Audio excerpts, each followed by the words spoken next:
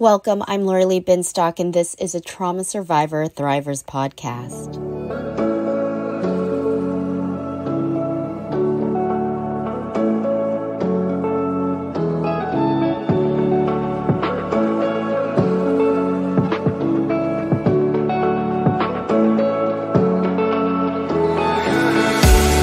Thank you so much for joining me for a recorded version of a Trauma Survivors Thrivers podcast. I am your host, Lori Lee Binstock.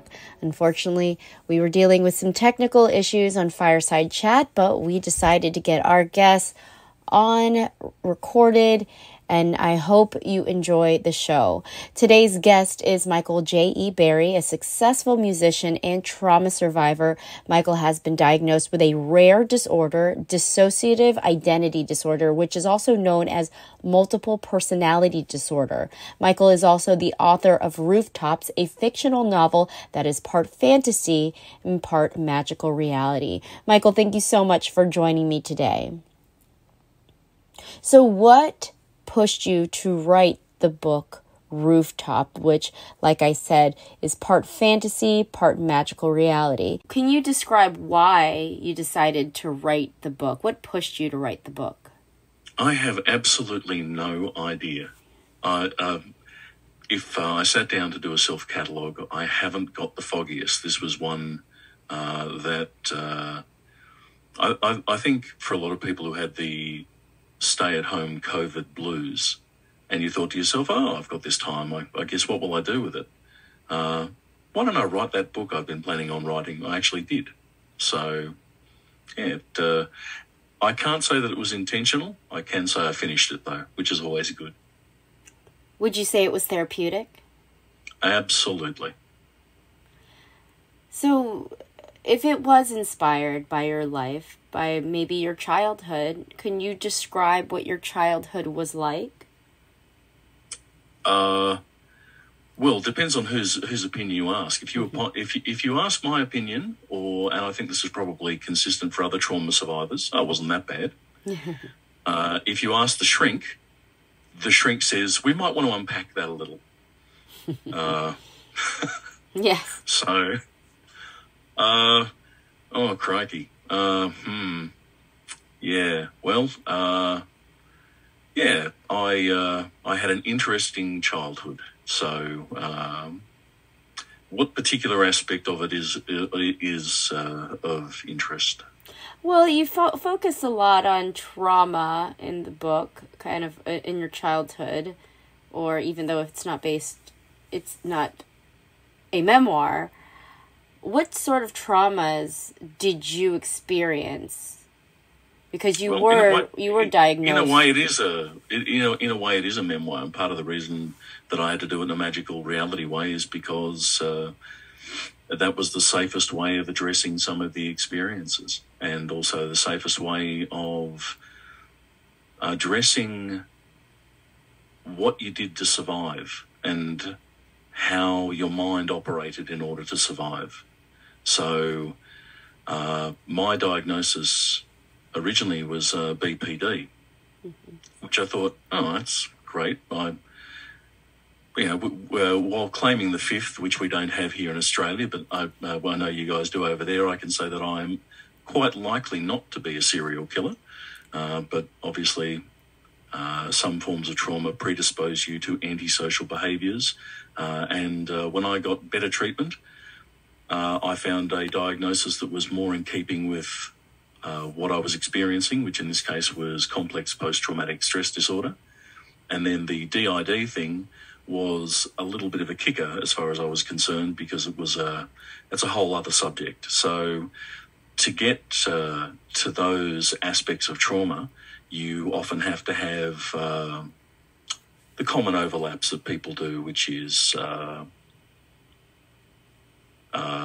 I can speak of it clinically, I guess. I experienced profound violence, sexual abuse, torture, psychological torture, isolation, you name it. And again, if you're still alive and you're still functional, then, it wasn't that bad. And then when you talk to the shrink says, well, yeah, it was. And that's that thing. I can't help thinking, because I've spent quite some time as a volunteer trauma counsellor, and I've listened to a lot of folk. And there's that thing that you do where you think to yourself, well, crikey, thank God I'm not that person. My God, they had it bad. And in some ways, it's not that you necessarily minimise your own. It's just that your own experiences are things that you're familiar with, and you think, wow, you're not necessarily sure that it was that bad. You speak to other people and they say, wow, that happened, huh?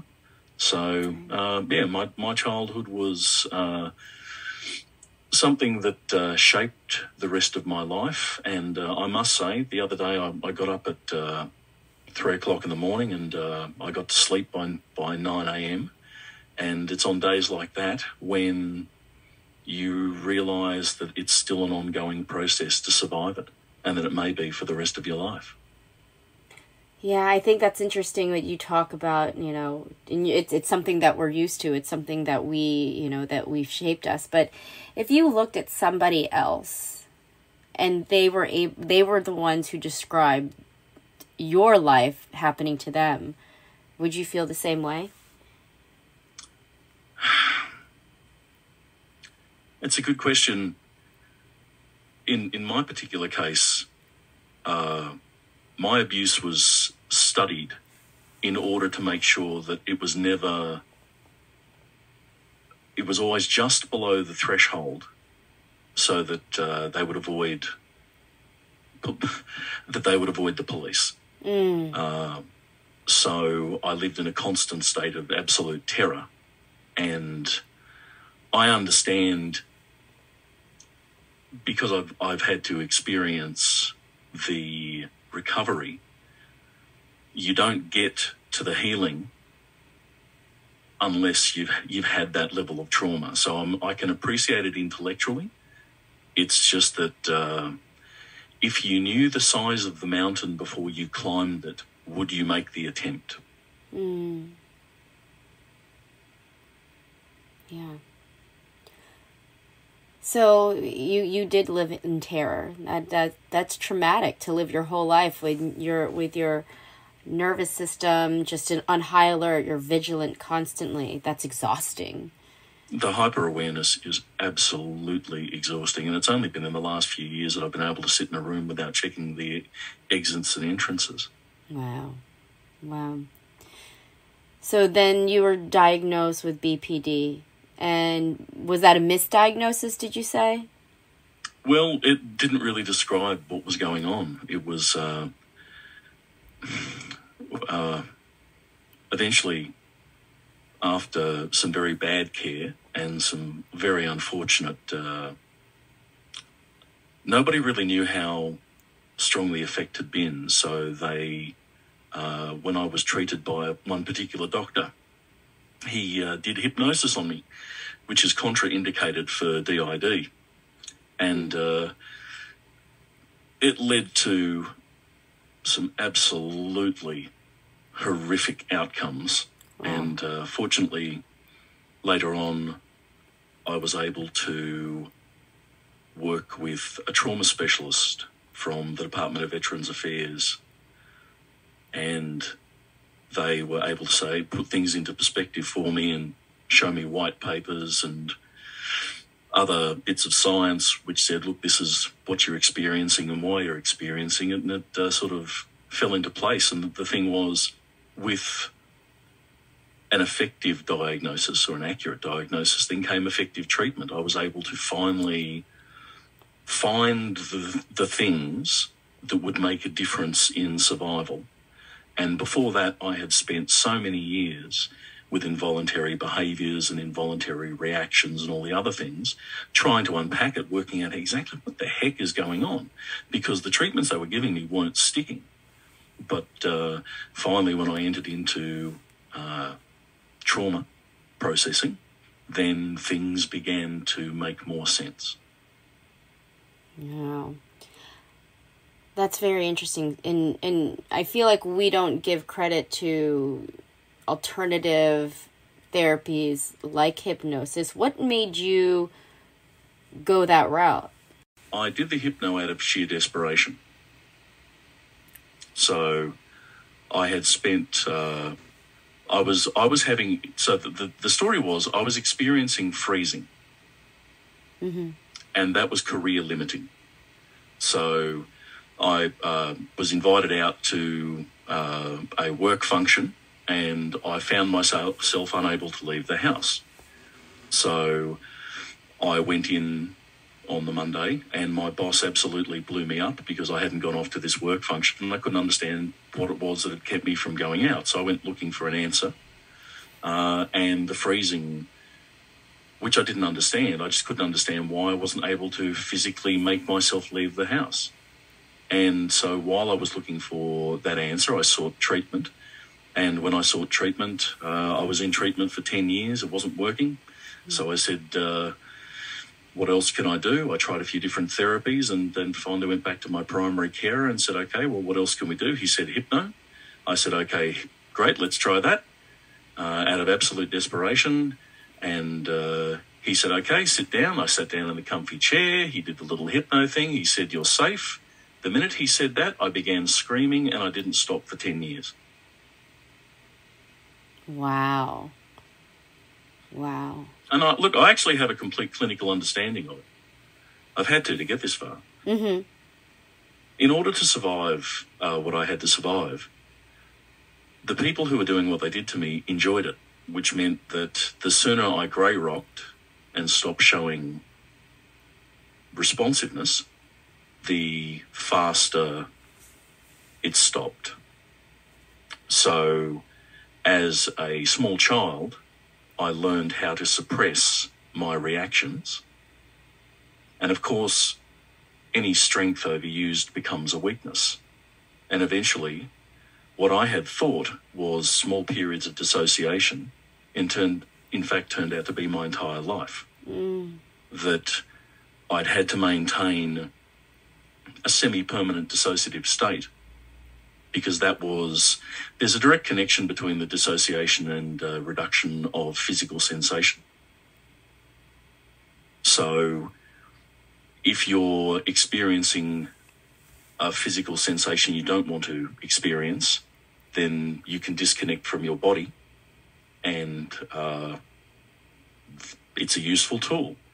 So when the doctor opened the door, all of the sensation that I had suppressed for all those years came out at once. And I then re-experienced my entire childhood for the next 10 years. And you found that beneficial? No, it was a form of hell.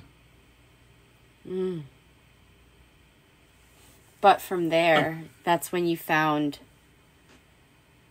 what you needed to do next. Is that correct? I don't think this was done through wisdom. I think this was just simply accidentally survivable. The experience of what I went through, the doctor, he didn't know not to do this, and DID is very poorly understood. And the way that it's presented in the media is utterly just alien to the experience. And I've done quite a bit of trauma counselling for people with DID. And there are different flavours, and I subscribe to the other structural disorder school of thought regarding it. So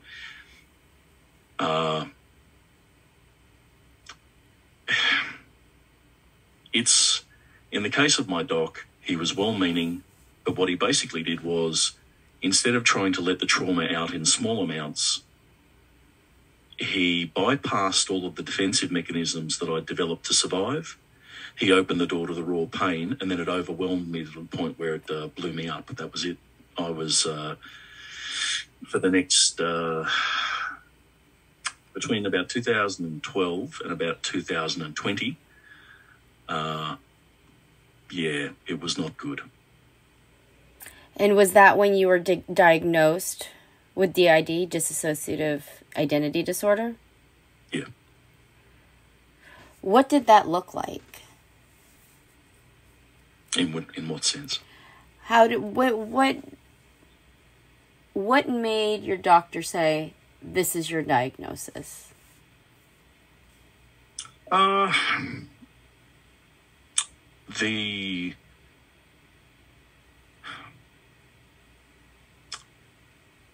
The circumstances of my upbringing were consistent. My presentation was consistent. So the way that I think of it or I process it is, I view trauma like a train line. The longer you stay on the train, the further you go. So you go through PTSD, through to CPTSD, then CPTSD through to its flavours, all the way through to the end of the line where you wind up in full-blown DID. Now, in my case, I think I have a form of it, but it's not the most extreme form because I retain narrative memory. My memory is acute. So for some experiences of DID, there's a break between the part that remembers and the part that operates. And in my case, I've never lost the memory. So my variant of the experience is simply that I channeled the emotional and physical responses into a different area of memory and then said, okay, we'll deal with that later. We might just shut that door for a while. And then in dealing with it, I had some unfortunate treatment and the way that they processed it didn't help me. So in terms of if you're asking me what is the dissociative experience like, it's fabulous. I mean, who wouldn't want to be fearless? Who wouldn't want to be absolutely, in times of complete crisis, completely and utterly cold and rational? Because every aspect of survival is focused and there's nothing else to think of other than taking care of it. And if you think of it, I think a good way of considering it is, are you familiar with the idea of modes of speech? Not too familiar with that. Can you describe? So when you're out, you speak informally to people you use different language selections. Mm-hmm. And you're probably aware of things like mirroring behaviours. Right. So in a way, DID is a tool set. It's what do you need to be at the time. That's just the conclusion. Okay. It's adaptive behavior. Mm-hmm, just extreme. Right. What would you say that they get wrong? What do they get wrong in the media when it comes to DID, would you say? Or are they accurate? Which I can only assume they're not. Firstly, it's a lot rarer than it's made out to be. It's significantly less common than it's made out to be in either pop culture or even amongst people who self-diagnose. And one of the things is, in order to get to that state, you only get there through significant trauma and properly significant trauma. And that's not to gatekeep who experiences what. It just means that whatever your delivery was from Amazon of trauma that day, you got an extra supply. And you don't generally get to the other end of the spectrum until you've actually received a few more deliveries than you can handle. So there's not so much... Okay, here's a good example for you in terms of how it manifests for me. Now, I have directly challenged the shrinks when they've said, oh, you've got X, Y, or Z. I've said, oh, give me a break. Mm-hmm. I don't call myself Arthur and Bill and Todd, and there's not a part of me called Ramtha that's channeling something from Xanadu. It's just that, as my partner will say, if somebody puts me in a circumstance where I fear for my life, my physical posture will change, my voice will change, my mannerisms will change. And as I've learned from it, what I do is I've internalized the monsters that I was raised with. And when circumstances requires it, I become one of them. So talking about adaptive behaviour, in my experience, DID is very, very strongly adaptive behaviour. But for people who experience the next level beyond where I've wound up, the primary difference is in the management of memory. For me, in order to survive my experiences, I had to remember everything. For others, in order to survive theirs, they need to shut those memories down or put them aside. Yeah. You know, I go through internal family systems therapy, and I don't know if you are familiar with internal family systems therapy. But in my opinion, I'm not a doctor, please don't take that as such, but I imagine that is in internal family systems therapy, we have all of these different parts of us that protect us from, you know, certain situations we've dealt with in the past, and then they become kind of part of us. And so there are all these different parts that play these different roles and have their own different personalities. And that's, in my head, this is what I imagine what multiple personality or dissociative identity disorder would look like. Would you say that seems about right? Or sort of. I mean, the complex PTSD is simultaneous lots of different things. I think dissociation's its own different thing. I think it has its own functions. In terms of the personality stuff. And I think that's probably where it's the popular media thing, is that somehow you're becoming someone else. Mm-hmm. But no, it's just you are code switching, I believe is the term. It's just that you do it in a completely transformative way. But again, for what they would describe DID as for the pop culture variant, really, it would require a loss of memory between systems. However, even for some of the people that I've spoken to, there's some leakage between their perceived self and other areas of processing. So, I mean, I think it's my personal belief, and again, I come back to what you were saying, I'm not a doctor either, I'm just somebody who's been through some experiences and has an opinion on my own experiences. I always view that we're always us. So we're always who we are, we just manifest in different ways as required to survive, and that's what you do. Yes, absolutely. In my case,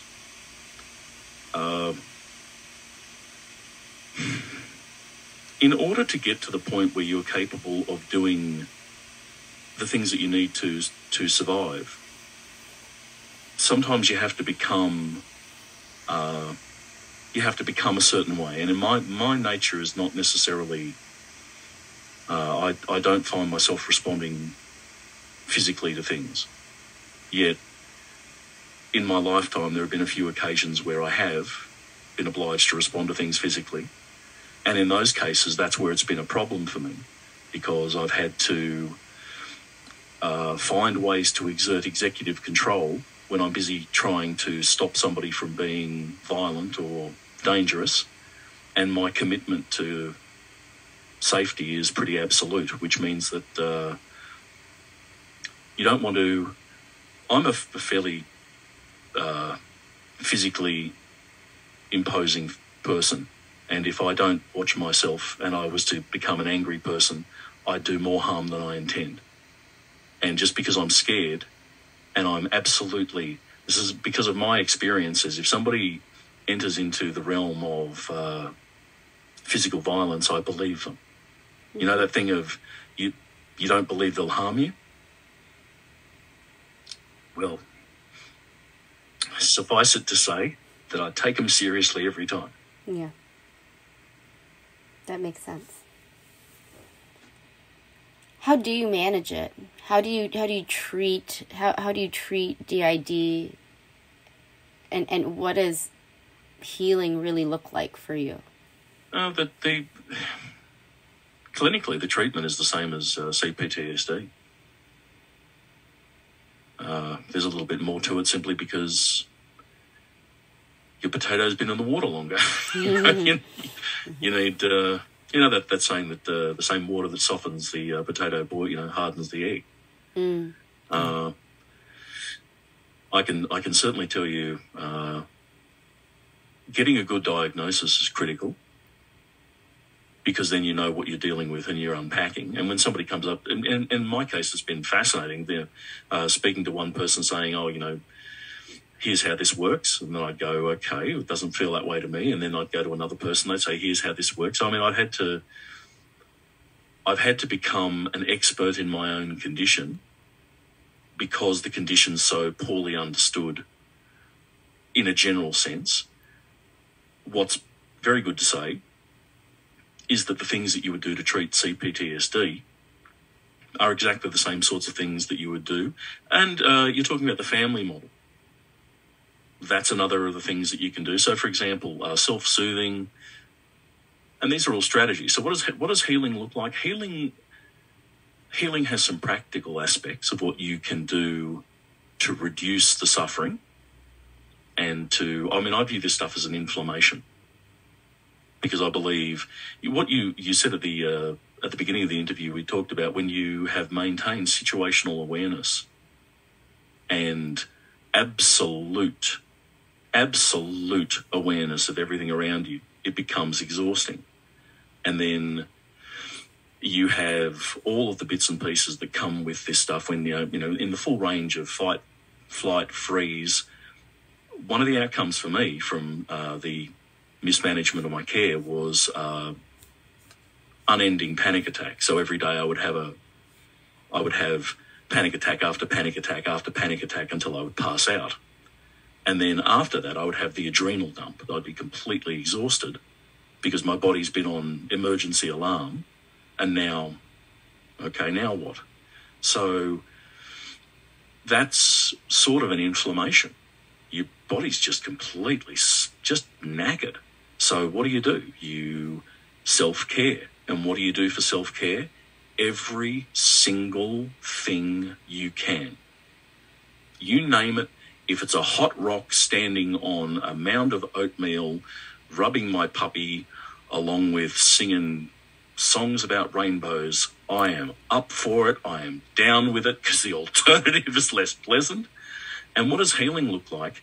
Healing is choices. I'm having difficulty leaving my house to go to a dinner. Why? And I start looking for what is creating these involuntary reactions. And once you start to find out what that is, you start having choices. So, and I sometimes look at these things as there are lots and lots of different simultaneous things going on. So to give you a different aspect,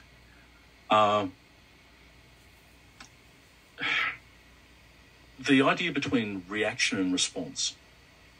So I have a cat, and my cat is now 19 years old, and the cat is slightly incontinent. On the days when I am reactive and I tread in the cat, whatever has been left around, I will make noises and I will say rude words and I will express a lot of energy. And then I will say more rude words. And on the days that I'm responsive, I will go, "Oh, bugger, the cat missed the litter box again." So for me, being able to choose how I respond rather than having my defensive mechanisms, which are so powerful, so powerful, that they will, and so instant, that they will snap on, and before anything else happens. So healing means I get the choice of how I respond to something rather than react. And that's a big deal. That is a big deal. That is a big deal. For me, that is the same way. I've never phrased it that way. Healing is just, for me, was getting just better and being able to handle the day. But it's true. I don't have to be so reactive to certain things that control me. So yes, I love the way you phrase that. I think that is just a beautiful way to speak about healing, especially from trauma survivors. So thank you so much. Is there anything else that you would like to add? Hope. One of the reasons that I do trauma counselling is because, as a good friend of mine said to me, he said, it's time for you to give back. And one of the things that happened to me when I went to see Dr. Shepherd, God bless her, and at that point, I'd been diagnosed with something I thought I'd have forever. And she said to me, no, you have trauma. I said, so that means there's a beginning, a middle, and an end. And she said, yes. And that was the first time in decades that I'd actually had hope. And if hope is a possibility, that's enough. Yeah. Wow. That's beautiful. Hope. It's sometimes well, I also write books, so you can go read one of those. Yes, absolutely. Thank you so much, Michael, for, I feel like maybe because, our connection is traveling all the way across the world. Maybe this is why we've been dealing with so many technical difficulties, but I am so glad I was able to get you on, and we'll put this up. But I do want to say, check out Rooftops. It's a quick read, very fascinating. I am so grateful that you were able to come on and talk a little bit about your disorder, or DID, your trauma. But you can also head over to my website, anybody listening, traumasurvivorthriver.com. We'll try to put his book up so it'd be easily there for purchase. He's contributed to several magazine issues, so you can check him out there. And November's issue is out, so if you haven't already, just subscribe to my email list for Authentic Insider Magazine to get that in your inbox monthly. Just go to traumasurvivorthriver.com. Again, thank you so much for joining me today. I hope to see you next week, November 16th, back on Fireside Chat, when I speak with children's book author Michelle Wagner about how she found purpose through her son with special needs. You've been listening to a Trauma Survivor Thrivers podcast. Thank you so much for being a part of the conversation. I'm Lori Lee Binstock. Take care.